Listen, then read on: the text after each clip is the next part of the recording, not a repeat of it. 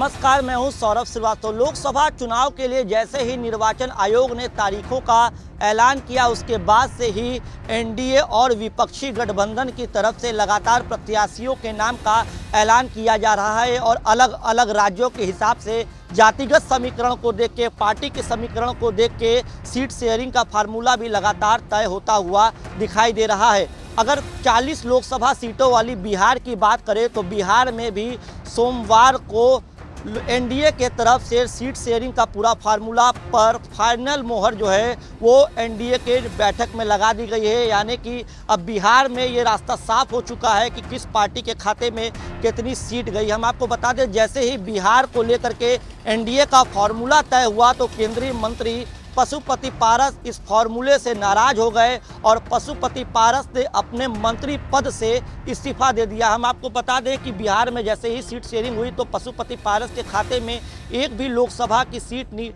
जो है वो नहीं गई। उससे नाराज होकर पशुपति पारस ने दिल्ली स्थित अपने सरकारी आवास में अपने पार्टी के नेताओं के साथ बैठक की और बैठक करने के बाद उन्होंने मंत्री पद से इस्तीफा देने का फैसला लिया है। और इसके बाद भी खबरें ये भी निकल के सामने आ रही है वो अब जो है एनडीए से नाता तोड़कर विपक्षी महागठबंधन में भी शामिल हो जाएंगे। हालांकि इसका औपचारिक ऐलान होना बाकी है। खबरें जो निकल के सामने आई है उसमें यह है कि जैसे ही पशुपति पारस बिहार पहुंचेंगे तो वो विपक्षी गठबंधन में शामिल होने का ऐलान कर सकते हैं। हम आपको बता दें कि बिहार की राजनीति को लेकर के, बिहार में सीट शेयरिंग के मामले को लेकर के कई दिनों से खींचतान चल रही थी, जिसके बाद एनडीए की तरफ से बीते सोमवार को सीट शेयरिंग के फॉर्मूले को पर फाइनल मोहर लगा और बीजेपी के खाते में 40 लोकसभा सीटों में से बीजेपी के खाते में 17 और जेडीयू के खाते में यानी कि नीतीश कुमार की पार्टी के खाते में 16 सीट गई है। जबकि चिराग पासवान की जो पार्टी है,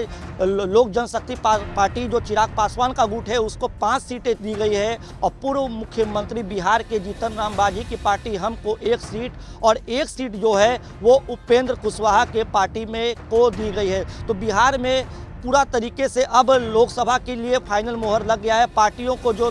गठबंधन के तहत, एनडीए गठबंधन के तहत जो मामला था वो क्लियर कर दिया गया है। अब पार्टी अपने अपने प्रत्याशियों के नाम का ऐलान करेगी, क्योंकि अब पूरे तरीके से सीट शेयरिंग की स्थिति जो है वो क्लियर हो गई। अगर एक तरीके से अब सीट शेयरिंग का जो पूरा मामला निकल के सामने आया है उसको देख के यही कहा जा सकता है कि बिहार की राजनीति में चाचा पर भतीजा जो है वो भारी पड़ता हुआ दिखाई दे रहा है। हम बात कर रहे हैं चिराग पासवान और पशुपति पारस की, क्योंकि पशुपति पारस जो है वो हाजीपुर से सीट से चुनाव लड़ने पर अड़े हुए थे, जबकि चिराग पासवान भी हाजीपुर से ही लोकसभा का चुनाव लड़ना चाह रहे थे। दिल्ली में काफ़ी दिनों से इसको लेकर के मंथन चल रही थी, लेकिन केंद्रीय नेतृत्व ने और एनडीए की तरफ से जो है चिराग पासवान पर भरोसा जताया गया और चिराग पासवान के खाते में 5 लोकसभा की सीटें दे दी गई है, जिसमें से हाजीपुर की सीट भी शामिल है। अगर हम बात करें तो हाजीपुर की सीट की, तो हाजीपुर की लोकसभा सीट वही सीट है जहां से चिराग पासवान के पिता यानी कि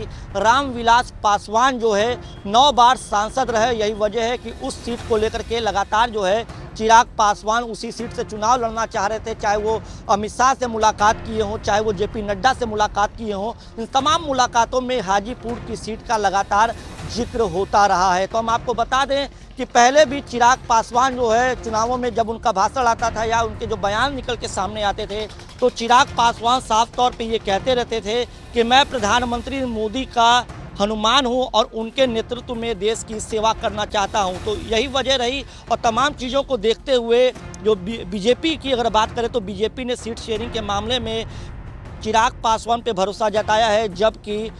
पशुपति पारस, जिनको बीजेपी ने केंद्रीय मंत्रिमंडल में भी शामिल किया था, उन पे इस लोकसभा चुनाव में कोई भरोसा नहीं जताया है। तो बिहार की राजनीति को लेकर के और जो जिस तरीके से बिहार में सीट शेयरिंग का पूरा मामला जो है तस्वीर जो है वो साफ हुई है। और पशुपति पारस को लेकर के आपकी क्या कुछ भी राय है हमें कमेंट कर ज़रूर बताएं।